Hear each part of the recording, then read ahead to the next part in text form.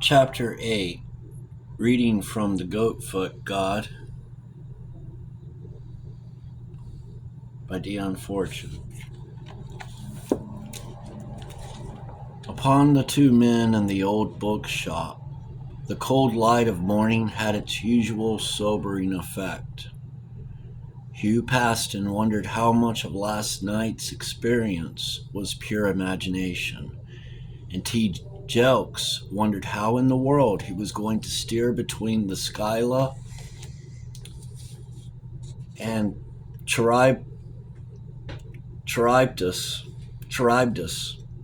Skyla and the Charybdis that confronted him.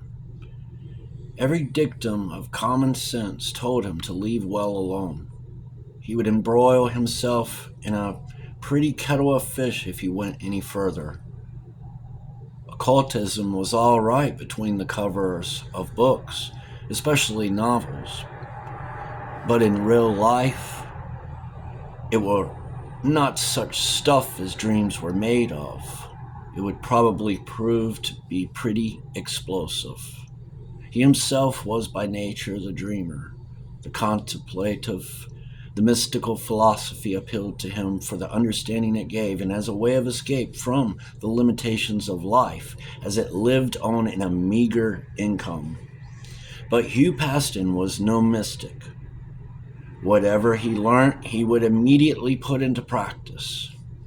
Old Jelks saw himself being dragged in out of his depth when the duckling he had hatched took to the water, as it showed every sign of doing.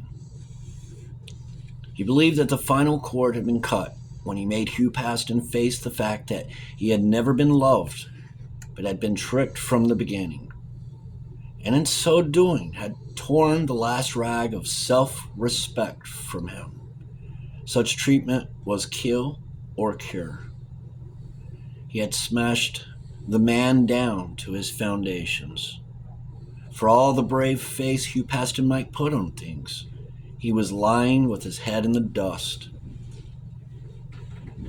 The old bookseller had dealt with him by the homeopathic method of rubbing his nose in it, in the hope of making him lift his head out of sheer resentment, if nothing else. If there were any capacity for reaction left in Hugh Paston, now was the time to apply stimulants, and they must be drastic stimulants. He daren't stop now, or he would have a pretty bad wreck on his hands. The old bookseller sighed and wished to God he had never started playing with souls. He looked at his vis-a-vis across the breakfast table and saw that he was staring glumly into the fire.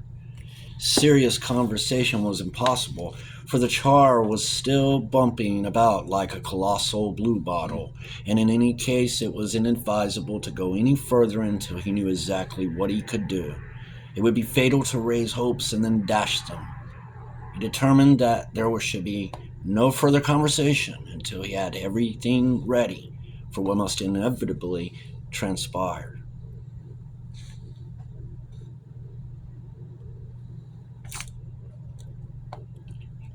Hugh solved his problem for him by saying abruptly, I shall have to tackle my mother today. Can't leave things handed about any longer. Jelks nodded. Back to lunch? He inquired. No, back to supper, if I may. Having seen his guests safely off the premises, Jelks discarded his dressing gown for an ancient Inverness cape and sallied forth. He had not far to go. A couple of turns and he was at his destination. He pressed one of a number of bells at the side of a shabby door under a pretentious portico. A visiting card stuck up beside it, with a drawing pen announced that Miss Mona Wilton, designer and craft worker, was the owner of the bell. Jelks lodged his shoulders against the pilasters flanking the portico and set himself to wait, for he knew that even if Mona Wilton were in, it would take her a little time to get from top to bottom of that tall, narrow house to admit him. Presently his patience was rewarded. He heard a step on the bare tiles of the hall. The door opened, and a girl in a faded blue linen smock presented herself. He looked at her sharply, almost suspiciously, and saw what he expected to see. A pinched look about the nostrils, a hollowness about the eyes, early in the day as it was. The girl looked fine-drawn and exhausted, and there was about her a curious air of apprehension. It is the appearance that is produced by fasting. Jelks blamed himself bitterly that he had not been round before to see what was happening. At the sight of the old bookseller, the girl's eyes filled with tears and she was unable to speak. "Why didn't you come round and see me?" demanded Jelks, glaring at her. "I'm all right," the girl answered brokenly, ushering him into the dusty, empty hall whose only furniture was a smelly pram. He followed her up the wide and carpeted stone staircase. Up and up they went, and presently the bare stone gave place to echoing wood, and the stairs grew steeper. Each landing was decorated with milk bottles, full and empty, also ash cans, full. Finally they came to the narrow winding stairs that led to the attics. At the top was a flimsy glass-paneled partition. They passed through it, and the girl closed the door behind them. "Heavens, what a climb," said the panting bookseller. "No wonder you keep your figure, my dear." "It's worth it," said the girl. "You see, I can shut my door behind me and have privacy up here, and no one else in the house can. Besides, there's the view and the sunsets." Jelks thought to himself that the sunsets must be poor consolation for grilling under the tiles during a London summer. The girl led him into a little sitting room lit by small dormer windows in the sloping halls, and placed him in the one armchair as the guest of honor. There was no fire in the grate, but an eiderdown that had slipped to the floor behind the chair showed how she had been keeping herself warm. Miss Wilton sat down on a small pouf, folded her arms round her knees to keep herself from shivering. He suspected and smiled up at him with a gallant attempt at cheerfulness. "What brings you here at this time of the morning?" she inquired. A job of work," said Jelks. Her face brightened eagerly. "For me?" "Yes, if you'll take it on." "What is it?" "It's a very odd job, but I think there's money in it." "It will have to be very odd indeed if I don't take it on. My last paper has let me down." "Why didn't you tell me?" "Oh, well, one can't tell the sort of thing, can one? You haven't got much more than I have, you know." "I've got enough to give you a meal," said Jelks savagely. "Well, as a matter of fact, I did look around last night, but you had got someone with you, so I did not want to come in." Jelks snorted, rose to his feet resolutely. "You are coming round with me now to have a meal," he said, "and you'll get no information till you do." "Well, Uncle Jelks, I won't say no. I've done about as much slimming as I care for." She hung the smock up on a peg behind the door, appearing in a shabby brown jumper and skirt that emphasized the sallowness of her skin and the dullness of her dark hair. Put a little knitted cap on her head,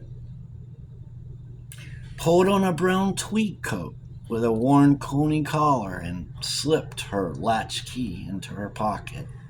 Jelks, looking at her, felt relieved. It was impossible that Paston would get into mischief in that quarter.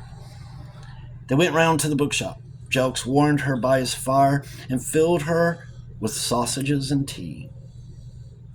To the fine drawn look gradually faded from her face, and she settled down to the corner of the sofa that Hugh Paston had made his own, and helped herself to one of his cigarettes.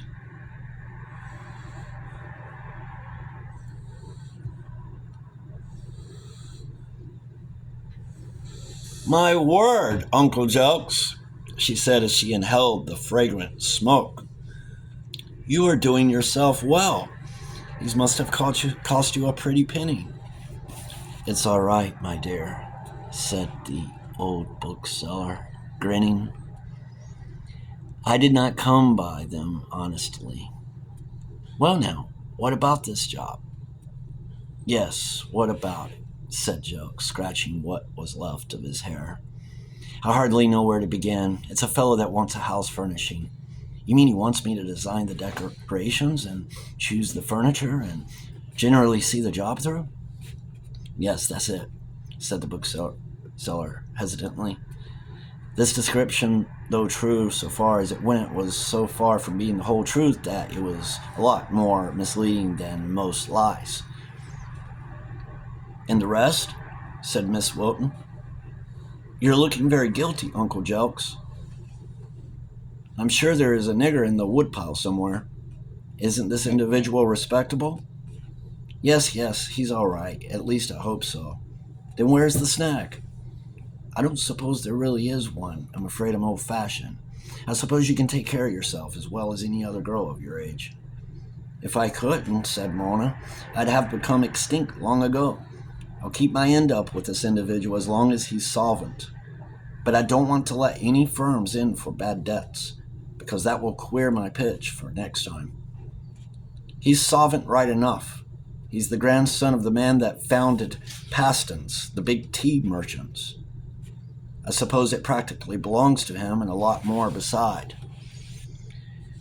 "Is he anything to do with that man whose wife was killed in a motor smash just recently when she was eloping?" "Yes, it's the same man. But she wasn't eloping. No such luck. She was keeping 2 homes going." "I call that a dirty trick. An uncommonly dirty trick. And it's made a nasty mess of the man. I'm exceedingly sorry for him." "What is he starting furnishing for? Has he consoled himself already?" "No, it's not that. I think it's partly because he can't stand the sight of the furniture, if you ask me. He's put the whole place in the auctioneer's hands, lock, stock, and barrel. And he wants me to fit him up with a new one. Hasn't he got any women folk to look after him?" "I don't know anything about that. I haven't seen any sign of them. But anyway, he wants the place specially designing." "That ought to be interesting." "Very interesting," said Jokes dryly. "I only hope it won't be too interesting by the time you're through with it."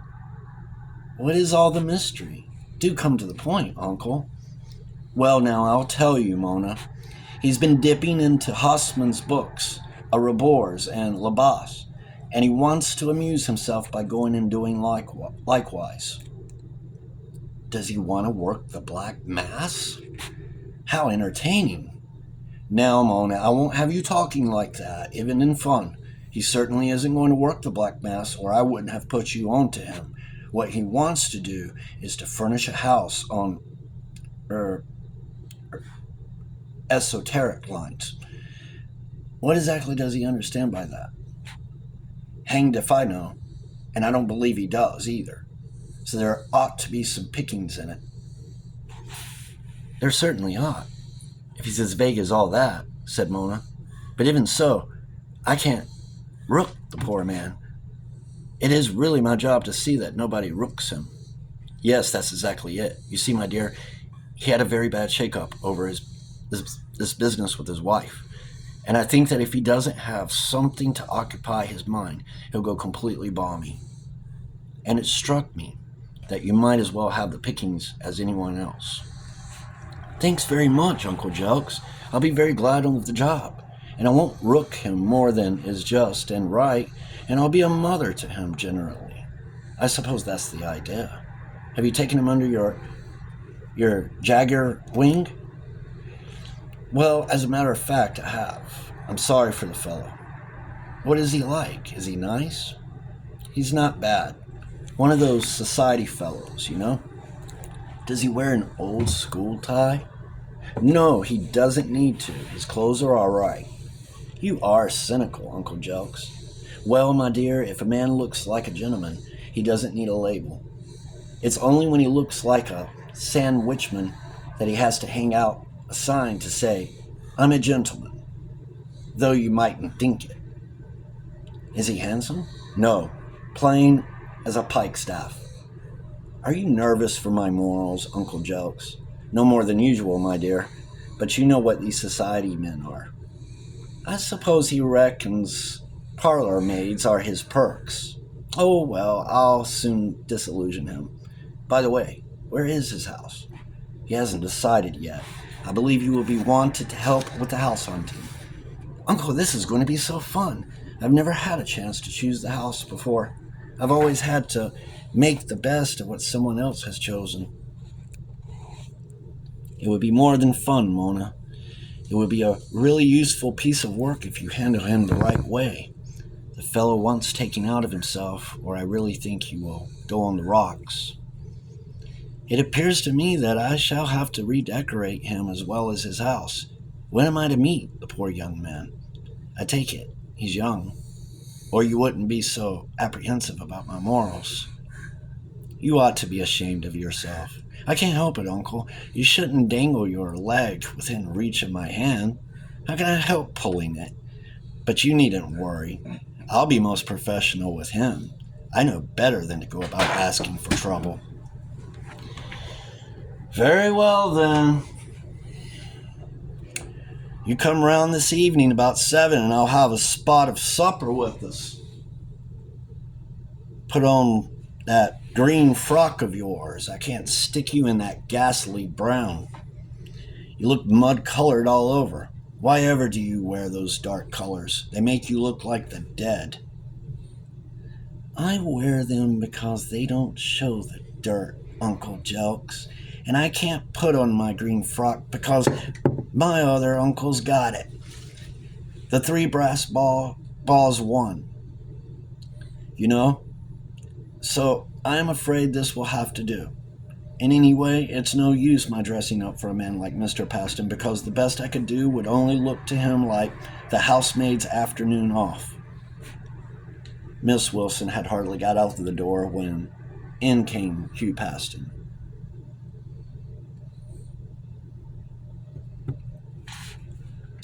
Well, TJ, he said, I've done my duty by my family.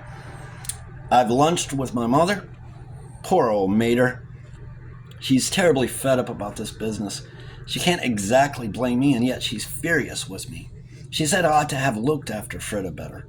I told her that it's only because I did not look after Frida that things have lasted as long as they have. They'd have gone up in flames long ago if I'd tightened the reins. But anyway, the mater blames me. It is rather feeding for her. You see, all her social aspirations have gone west. We don't come out of the top drawer, you know. Only one removed from retail trade. Frida's friends can't very well keep up with me after what's happened. So there we are, back where we were when we started. The old bookseller grunted his disapproval. Do you know they've got their eye on my second already? My elder sister came in and began to talk about some duke's daughter, very down at heel, that she's picked up with. I could see the mater knew all about it, but we had to hear it all over again for my benefit. What a life! Given away with a pound of tea. Paston's tea.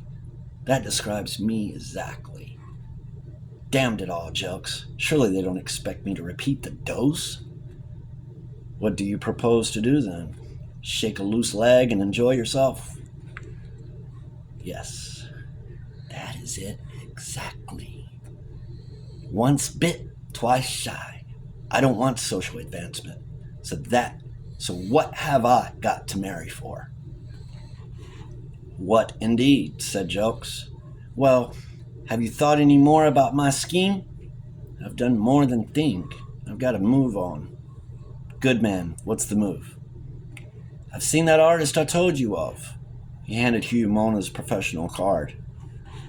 Oh, a woman, said Paston. Yes. Plain, 30ish, competent. You'll find her all right. She knows her job. Good God, TJ. You don't suppose I'll be starting off again already? Give us time to breathe. You're as bad as my sister. T-Jelks blushed, scarlet all over the top of his bald head. I don't care whether it's a man or a woman.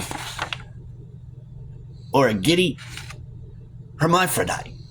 So long as it knows its job, said Hugh. She's coming in this evening to supper. Good. We don't charge, I take it. No, we don't charge. Chapter 7. Story of Hugh Paston. 1936 by Dion. The Go-Foot God.